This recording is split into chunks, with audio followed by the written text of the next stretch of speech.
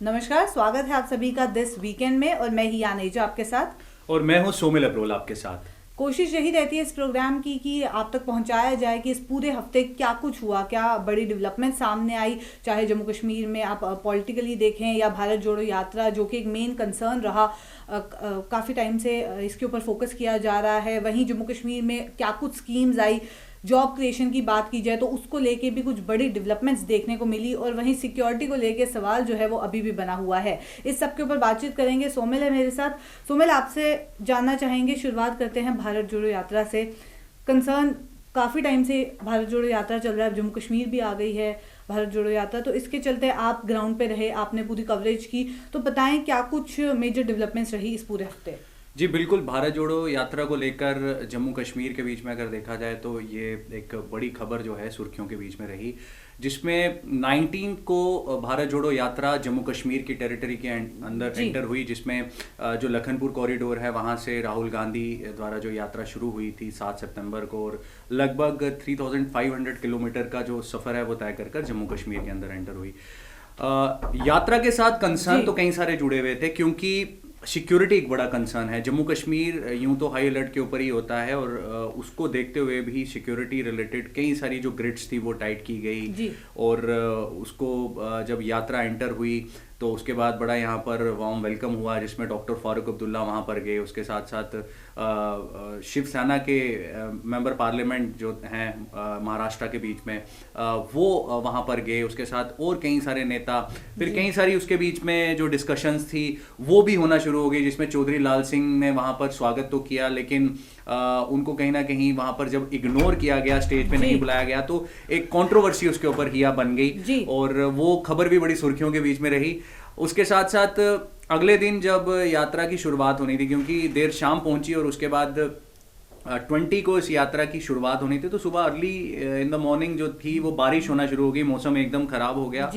तो सब लोगों की नज़र यही थी कि भारत जोड़ो यात्रा जो है वो स्टार्ट होगी भी या नहीं होगी, लेकिन डिले हुआ नो डाउट, लेकिन यात्रा शुरू हुई। राहुल गांधी ब्लैक कलर के रेन कोट के बीच में नजर आए थोड़ी देर के लिए, लेकिन फिर वही अपना जो अवतार उन्होंने था वापस वाइट टी शर्ट वाला वो ले लिया। लेकिन एक चीज़ मैंने ऑन ग्राउंड ये देखी कि एक सिक्योरिटी का ग्रिड बड़ा ज़्यादा टाइट था, जिसमें पुलिस का security wing, executive wing, armed wing, उसके साथ साथ पैरामिलिट्री फोर्सेस जो थी, उन्होंने पूरा एक घेराव बनाया हुआ था आगे, और एक रस्ते के साथ घेराव बनाकर भारत जोड़ो यात्रा ने उस दिन 21 और 22 किलोमीटर का जो तकरीबन सफ़र है वो तय किया। उसके बाद वो कठुआ के इलाके में जब पहुंची तो उसके बाद एक प्रेस कॉन्फ्रेंस हुई। तो ये सारी डेवलपमेंट जो है भारत जोड़ो यात्रा को देखते हुए सोमिल, वही एक और चीज़ बहुत इंटरेस्टिंग थी कि जब बारिश हुई उस टाइम ये भी सुनने को आया कि राहुल गांधी वापस चले गए हैं दिल्ली। उस पर थोड़े अगर आप लाइट डालें। जी बिल्कुल, उसमें उस समय जो खबर आई कि राहुल गांधी जो हैं वो दिल्ली वापस चले गए हैं, हालांकि हम जब ऑन ग्राउंड होते हैं तो चीज़ों को बड़ा कंफर्म करना होता है, तो पूरी तरह से हमने चेक किया, और इसके ऊपर ब्रेक भी न्यूज़ नाउ ने ही सबसे पहले किया था। राहुल गांधी वापस गए और उसके बाद एक दिन का ब्रेक था, वो ब्रेक होने के बाद उन्होंने फिर यात्रा जो है उसको फिर स्टार्ट किया। फिर वो यात्रा जब जम्मू पहुंची, जम्मू के कुंजवानी के इलाके में एक बड़ा वार्म वेलकम हुआ, जिसमें पीपल्स डेमोक्रेटिक पार्टी के लीडर्स ने उनका बड़ा वार्म वेलकम किया। उसके साथ यहाँ पर कई सारे जो डेलीगेट्स थे वो रास्ते में उनसे मिलते हुए आए, डिस्कशंस उसके बीच में होती रही, और वो करते करते करते जो यात्रा है वो सतवारी के इलाके तक पहुंची। वहाँ पे राहुल गांधी ने सतवारी में आम जो लोग हैं और ख़ास तौर पर जो वर्कर्स हैं उनको एड्रेस किया। उसमें कई बातें उन्होंने कही, अनएम्प्लॉयमेंट का उन्होंने जिक्र किया, उसके साथ साथ उन्होंने स्टेटहुड की बात की। फिर उसके बाद एक कंट्रोवर्सी हिया उसके बीच में और आई। वो कंट्रोवर्सी ये थी कि जो दिग्विजय सिंह हैं कांग्रेस के कदावर नेता, उन्होंने एक स्टेटमेंट ऐसी दे दी सर्जिकल स्ट्राइक को लेकर।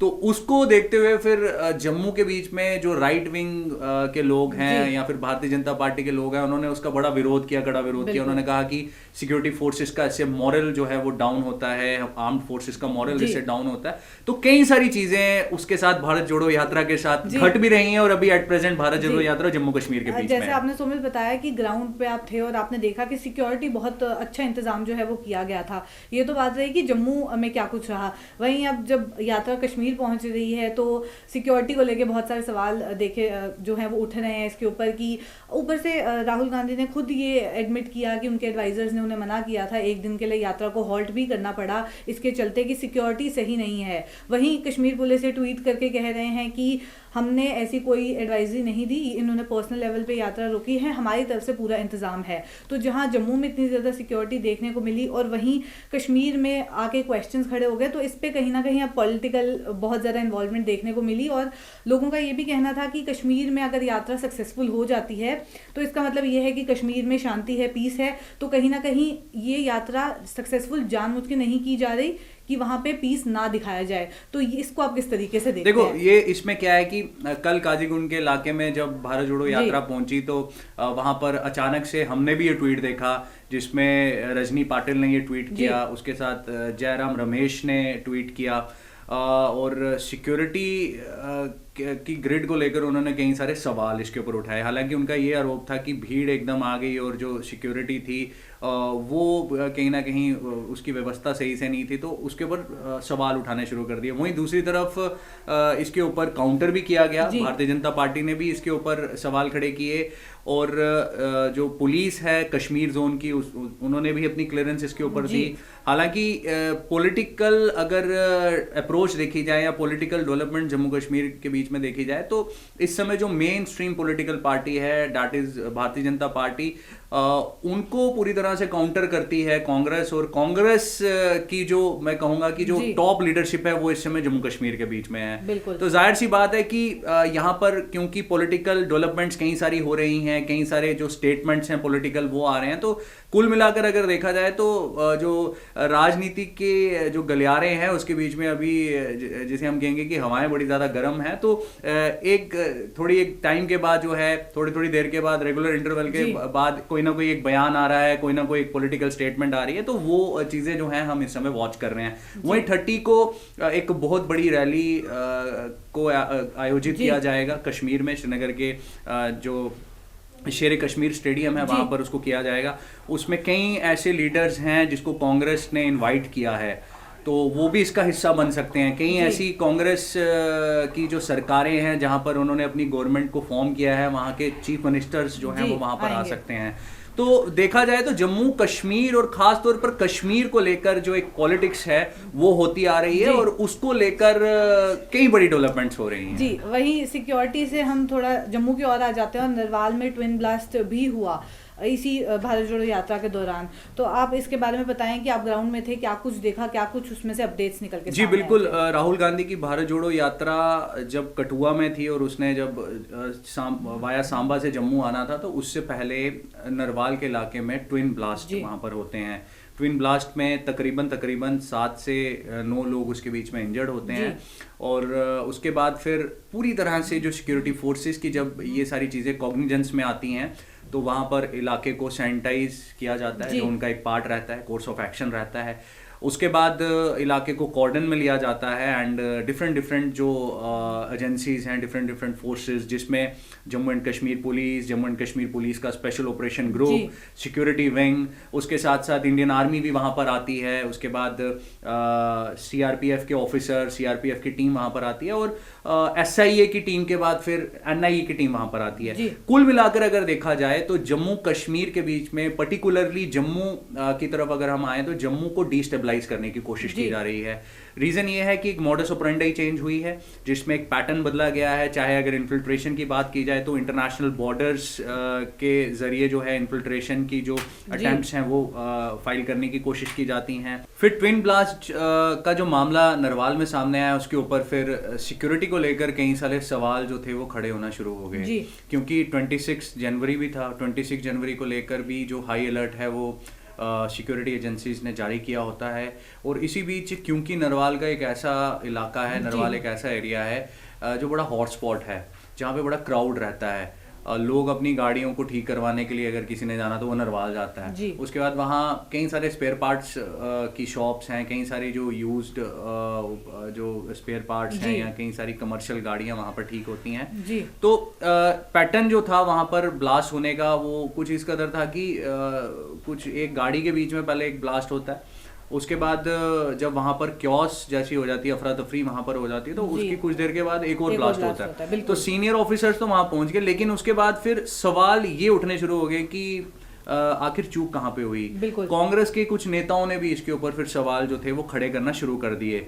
नो डाउट सिक्योरिटी फोर्सेस पूरी तरह से हर चैलेंज को फेस करने के लिए 24/7 तैयार रहती है, क्योंकि जिस तरह मैंने आपको कहा कि टेररिज्म के बीच में एक जो पैटर्न है वो चेंज हुआ है, जिसमें एक मॉडस ऑपरेंडी चेंज हुई है, जिसमें एक हाइब्रिड टेररिज्म इन दिनों बड़ा ज़्यादा सुर्खियों के बीच में है। तो इस तरह का जो पैटर्न है वो आया है, और पूरी तरह से नरवाल का जो ट्विन ब्लास्ट हुआ उसके ऊपर अब इन्वेस्टिगेशन भी चल रही है, और उसके बाद कई आधे दर्जन उसमें जो सस्पेक्ट्स हैं उनको भी उठाया गया और पूछताछ चल रही है। वहीं अब कुछ स्कीम्स के बारे में भी बातचीत कर लेते हैं, क्योंकि हाल ही में कुछ प्रोजेक्ट्स को अप्रूवल मिला है पूरे जम्मू कश्मीर में, जिसमें कुछ पर्टिकुलर इंडस्ट्रीज़ में टेक्नोलॉजी लाई जाएगी, और साथ ही साथ लगभग 8-9 हज़ार जॉब क्रिएशन भी आपको जम्मू कश्मीर में देखने को मिलेगी। हालांकि ऐसे प्रपोजल्स बहुत ज़्यादा आते हैं, अब उसकी इम्प्लीमेंटेशन किस तरीके से होती है इसके ऊपर भी थोड़ी जांच पड़ताल करना बहुत ज़्यादा ज़रूरी है। पर सोमेन, अगर स्कीम्स की बात की जाए तो सिल्क इंडस्ट्री के लिए सबसे पहले जो है 90 करोड़ के आसपास का प्रोजेक्ट लॉन्च किया गया, और उसमें टेक्नोलॉजिकल एडवांसमेंट्स के ऊपर फोकस किया गया, और जम्मू में जितनी प्रोडक्शन ऑलरेडी हो रही है उसको डबल किया जाए, इसके ऊपर फोकस किया जाएगा। लगभग 7,000 के आसपास जॉब्स क्रिएट करने के वादे जो हैं वो किए गए हैं। अब फिर फ्लोरिकल्चर की बात करते हैं तो वहाँ पे भी लगभग 2,000 के आसपास जॉब क्रिएशन की बात की गई है, और 39.03 करोड़ रुपीस का प्रोजेक्ट जो है वो भी लॉन्च किया गया है। तो ये एकदम से ही 2 project within a week launch किए गए हैं।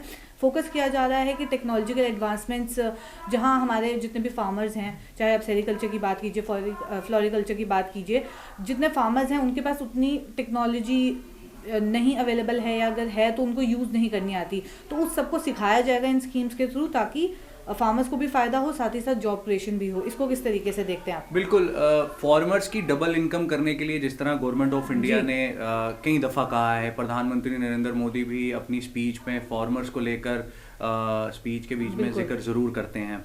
वहीं अगर एग्रीकल्चर सेक्टर को देखा जाए तो जीडीपी के बीच में और ओवरऑल अगर इकॉनमी के बीच में देखा जाए तो एक बड़ा important role agriculture sector play करता है, और फार्मर्स की होलिस्टिक ग्रोथ के लिए कई सारी ऐसी स्कीम्स आ रही हैं, और जिसको फार्मर्स खूब पसंद भी कर रहे हैं। इसके ऊपर हर रेगुलर इंटरवल ऑफ टाइम के साथ कई अवेयरनेस कैंप्स लगाए जाते हैं, एफपीओज बनाए गए हैं, कई सारी चीज़ें हैं।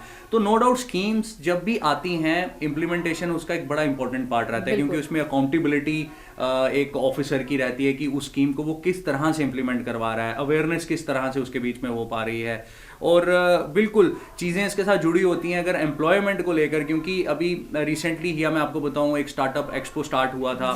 एक स्टार्टअप एक्सपो के बीच में जिस तरह पर्पल रेवोल्यूशन की बात की गई है, जिसमें जो पर्पल रेवोल्यूशन भद्रवा वाली साइड या उस बेल्ट में अगर देखा जाए तो वहाँ पर जो लवेंडर है उसकी वहाँ पर कल्टीवेशन हो रही है, और मैंने ये पढ़ा भी है और ये चीज़ें हमने देखी भी हैं कि लोग उस तरफ बड़ा ज़्यादा डिक्लाइन हो रहे हैं, बड़ा बढ़ चढ़ कर हिस्सा ले रहे हैं।